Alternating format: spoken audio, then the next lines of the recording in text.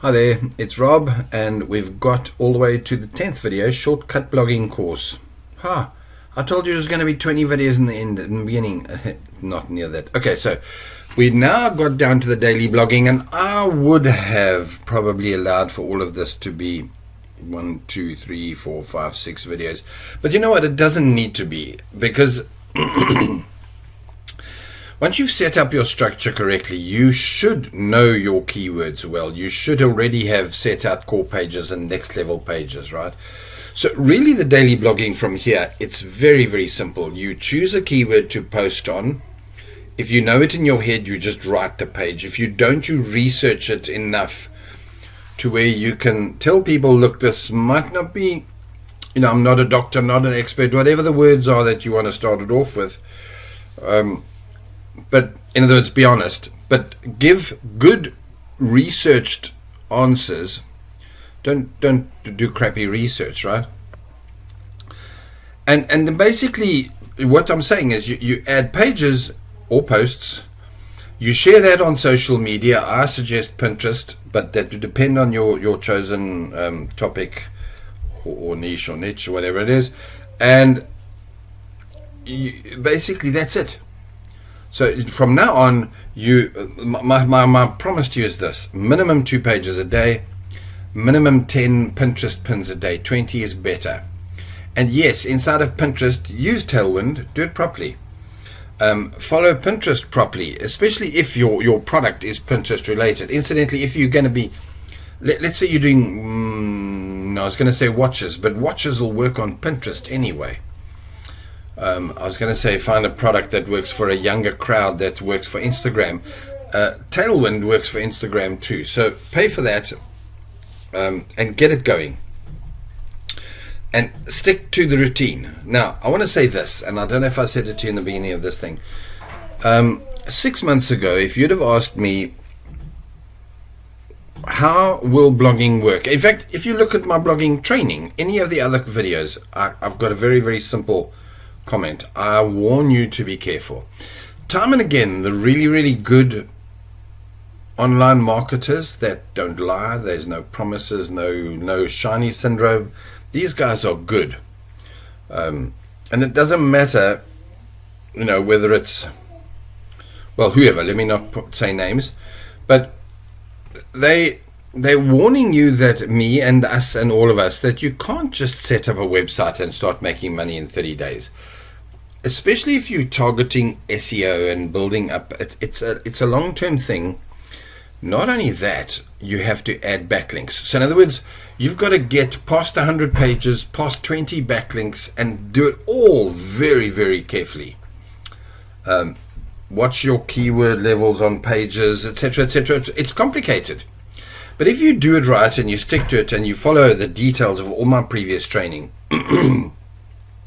yes, 3 to 6 months will start your cash flow. Probably it starts at 3 months, but it'll be slow. 6 months, maybe, will have got to where you can give up your day job. 9 months, it got to what I promised you'd get. And a year after that and more is when it now starts to make you real money. I watched a video on the 5 best ways or most common ways that actually work with making money online today. And it was eye-opening to watch him say it, because he was saying all the obvious stuff, affiliate marketing, e-commerce. There's not a problem with that.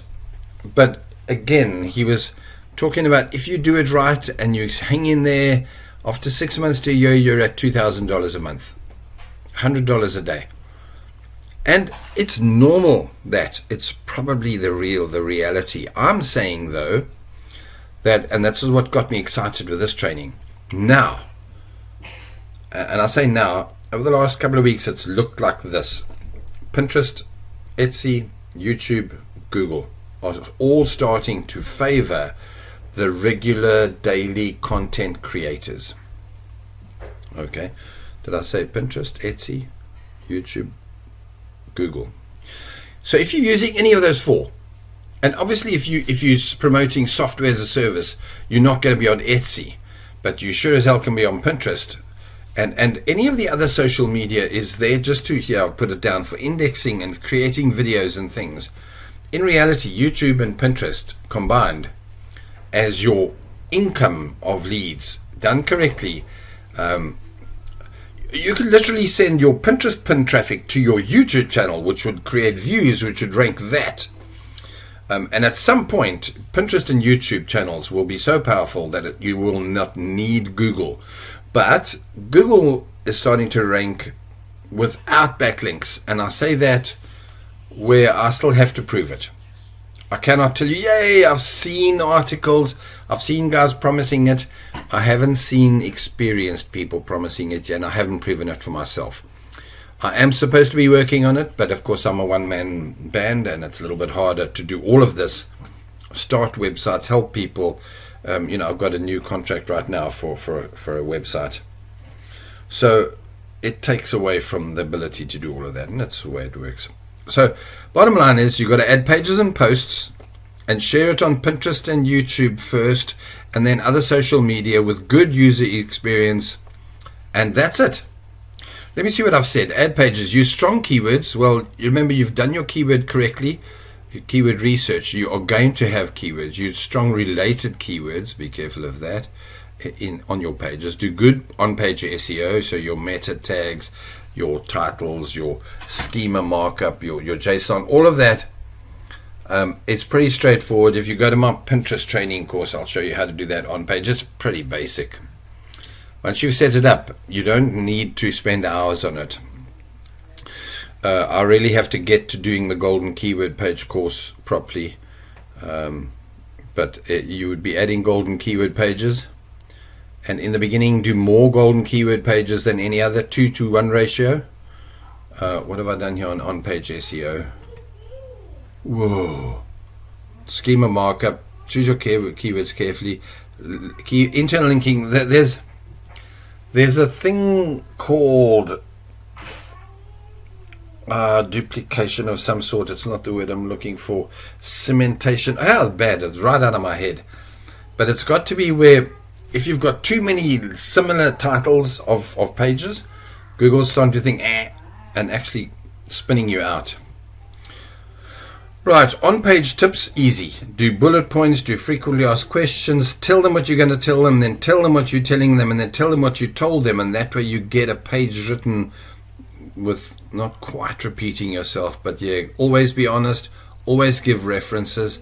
On your images, make sure you predetermine your images before you go. Your sizes of your image, the relevance to the actual, this is about user experience. Your relevance of the image must relate to what you're writing about. Doesn't help if you've got a guy clapping handies when you're talking about sleep, and you can see the thing in your head, yay, I slept more. No. Show somebody asleep or awake, whatever the word is. So sizes of your images matter.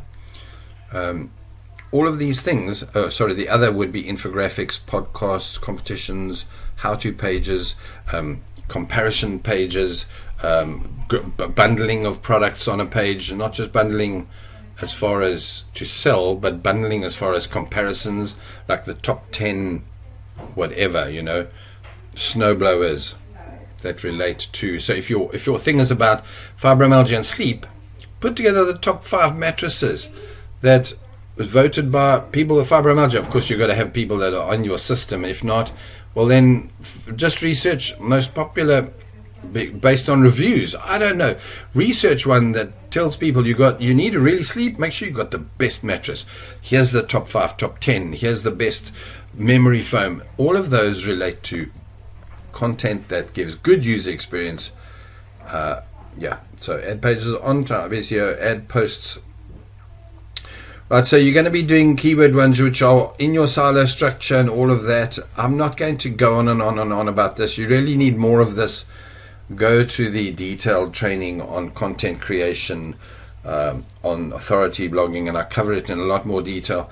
But it's pretty straightforward, this. I mean, let's say what type. Your ad posts, these are smaller keyword ones, when it's a post. By the way, a page and post, they're the same thing really, but not in Google's eyes and in WordPress's eyes. So pages, do core pages. These are important pages. Posts are ones that are like children to the pages, so it's more like adult children. And so a page can be anywhere from 500 words to 10,000 words. A post can be anywhere from 100 words to 200 or 300. You don't need to do a 500 or 5,000 word post. You can, but you don't need to. They should always link up in a pyramid form using keywords. Don't use exact keywords. Use URL to link up to URL. This was the carefully here. So in other words, this post is top 10 sleep mattresses for fibromyalgia sleep issues, and then the URL of this, on this page you'll link to fibromyalgia sleep problems. So in other words, Google sees the type in the pyramid system in linking within its category, and you're all cool. Once you do a page or post, pin it 10, 20 pins. It's what I'm telling you. Keep designing and adding Pinterest pins for all your pages all the time. Here, Pinterest.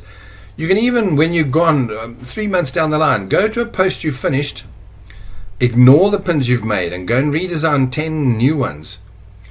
That way you're creating a new look to old content, and you can't lose. Right, Pinterest, core traffic source for me. It's just massive. I'm loving how well and beautiful it works. I had one of my pins, and I've really only just been kind of going. I think I've pinned by now 30 or 40 pins. And one of them got 4,000 impressions. And it's a beautiful thing to see in such a short space of time, you know. So if I can just get, well, anyway, let's let that run by itself, right? So basically that's it. Daily blogging is 2 pages or posts a day, 20 pins and or other social media acts, and never give up. And there's a very high chance that you will be ranking and earning far quicker than the original 6 months to a year thing. Let me get to the last video, the last training, and we will chat again there. Thanks, cheers.